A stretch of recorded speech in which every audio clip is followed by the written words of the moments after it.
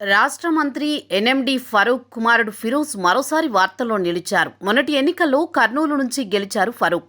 ఆయనను చంద్రబాబు తన కేబినెట్లోకి తీసుకున్నారు. కీలకమైన మైనారిటీ సంక్షేమ శాఖను అప్పగించారు. అయితే తండ్రి ఫరూక్ కంటే కుమారుడు ఫిరోజ్ రాజకీయంగా యాక్టివ్గా ఉంటారు. గతంలో వైసీపీ హయాంలో ఆయనపై దాడి ఘటనలు కూడా జరిగాయి. ప్రస్తుతం టీడీపీ జిల్లా కార్యదర్శిగా కొనసాగుతున్నారు ఫిరోజ్. తాజాగా నంద్యాలలో జరిగిన మినీ మహానాడులో ఫిరోజ్ చేసిన కామెంట్స్ సోషల్ మీడియాలో వైరల్ అవుతున్నాయి. ఈ నెల 27 నుంచి 3 రోజుల పాటు కడప జిల్లాలో మహానాడు జరగనున్న సంగతి తెలిసిందే. అంతకంటే ముందే రాష్ట్ర వ్యాప్తంగా మినీ మహానాడు నిర్వహించాలని పార్టీ హైకమాండ్ ఆదేశాలిచ్చింది. అందులో భాగంగా నంద్యాలలో మినీ మహానాడు జరిగింది. ముఖ్య అతిథిగా మంత్రి ఫరూక్ కుమారుడు ఫిరోజ్ హాజరయ్యారు. టీడీపీ శ్రేణులు ఆయనను ఘనంగా సన్మానించాయి. ఈ సందర్భంగా ఫిరోజ్ ఉత్సాహంగా మాట్లాడారు.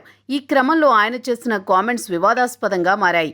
YSR Congress party social media అదే పనిగా ప్రచారం చేయడం ప్రారంభించింది. మంత్రి కుమారుడు ఫిరోజ్ టీడీపీ శ్రేణులను ఉత్సాహపరిచే కార్యక్రమంలో చేసిన వ్యాఖ్యలు వైరల్ అయ్యాయి. గత 5 ఏళ్ల వైసీపీ పాలనలో టీడీపీ శ్రేణులు ఇబ్బంది పడిన విషయాన్ని గుర్తు చేసుకున్నారు. అందుకే టీడీపీ శ్రేణులు ధైర్యంగా రోడ్డు మీద తిరగండి, తాగి ఎంజాయ్ చేయండి, పోలీసులు ఆపితే తనకు ఫోన్ చేయండి అంటూ వ్యాఖ్యానించారు.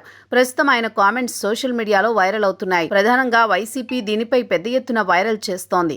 విశాఖ మాజీ మంత్రి గంటా శ్రీనివాసరావు కుమారుడు జోహార్ చంద్రబాబు, జోహార్ లోకేష్ అంటూ అత్యుత్సాహంతో నినాదాలు చేశారు. అది కూడా మినీ మహానాడు వేదికపై నుంచే. ఇప్పుడు మంత్రి కుమారుడు కూడా వివాదాస్పద వ్యాఖ్యలు చేయడాన్ని తప్పుపడుతూ ప్రచారం చేసుకుంటోంది వైఎస్ఆర్ కాంగ్రెస్ పార్టీ.